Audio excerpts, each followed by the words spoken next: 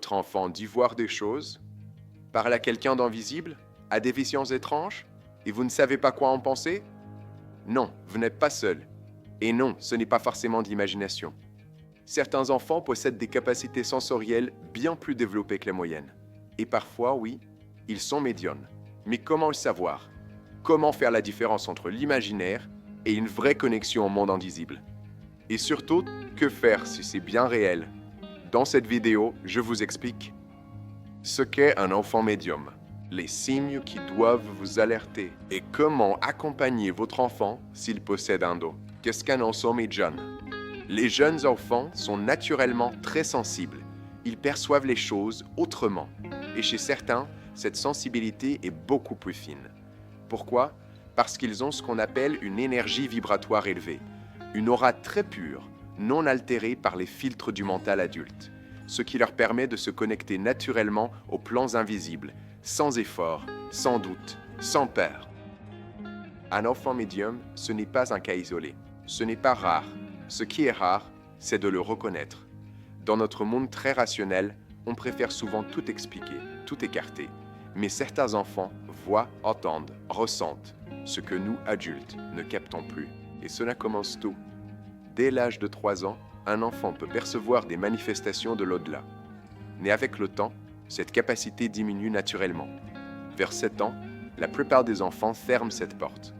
Parce qu'ils grandissent, parce qu'on ne les encourage pas, ou simplement parce qu'ils s'adaptent au monde logique qui les entoure. Mais si ce don est entretenu, s'il est reconnu avec douceur et bienveillance, il peut se développer. Et surtout, il ne représente aucun danger. Au contraire, un enfant médium n'est pas en déséquilibre. Il n'est pas bizarre. Il a simplement une sensibilité que le monde ne comprend pas toujours. Et cette sensibilité, bien accompagnée, peut devenir une véritable force intérieure. Partie 2. Les signes d'un enfant médium. Alors, comment savoir si votre enfant ne fait pas qu'imaginer? Comment reconnaître un véritable don de médiumnité quand on est face à un tout petit être qui voit ce que vous ne voyez pas? Voici les signes les plus fréquents, ceux qui doivent vous alerter sans vous affoler. Premier signe, l'ami imaginaire, qui semble bien réel. Tous les enfants ont des jeux d'imagination. Mais certains parlent à un ami avec beaucoup trop de précision. Nom, personnalité, habitude, émotion. Parfois, cet ami connaît des choses que l'enfant ne devrait pas savoir.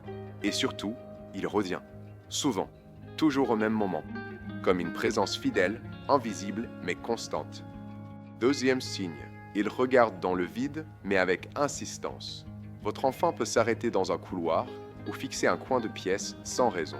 Il observe comme s'il voyait quelque chose. Pas de panique, il ne déliesse pas. Il est connecté. Et ce regard fixe n'est pas un trouble. C'est souvent une réception. Troisième signe, il parle de personnes décédées et parfois, il les reconnaît. Il décrit un arrière-grand-parent jamais rencontré ou parle avec aisance d'un défunt dont vous ne lui avez jamais parlé. Il peut aussi dire « Je l'ai vu, il m'a dit ça, il était là cette nuit ». Et ces phrases, vous le sentez, elles ne sont pas inventées. Quatrième signe, les flashs et les souvenirs d'ailleurs. Un enfant médium peut avoir des sortes de visions spontanées. Des scènes, des images venues de nulle part. Parfois, il vous dit « Je l'ai déjà vécu, je connais cet endroit ».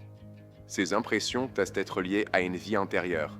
Et non, ce n'est pas une coïncidence.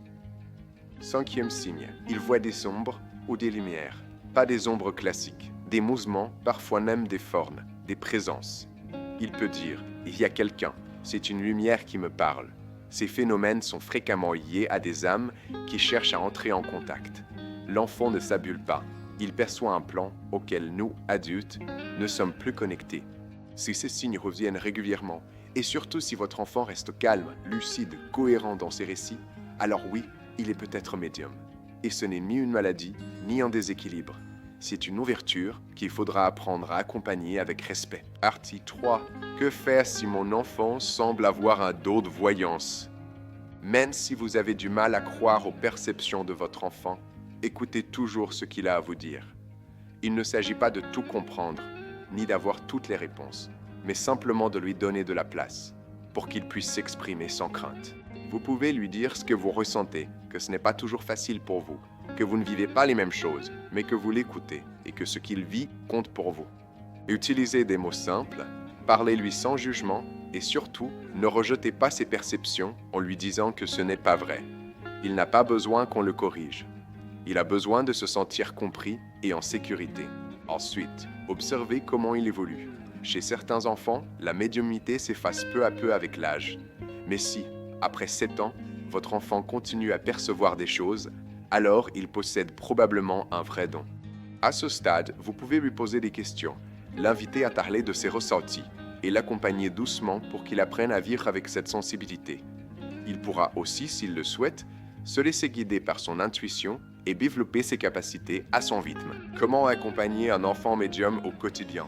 Et si votre enfant possède réellement un don, le plus important, c'est de garder la communication ouverte. N'hésitez pas à lui poser des questions, à lui demander ce qu'il voit, ce qu'il ressent et surtout ce que ça lui fait vivre intérieurement. Même si vous ne percevez rien, même si vous n'avez jamais vécu ce genre de choses, vous pouvez quand même échanger simplement avec lui. Ce dialogue va beaucoup l'aider. Il va l'aider à mettre des mots sur ce qu'il traverse et surtout à dédramatiser ce qu'il perçoit. Parlez-en calmement, sans inquiétude. Malgré ses capacités uniques, votre enfant reste un enfant.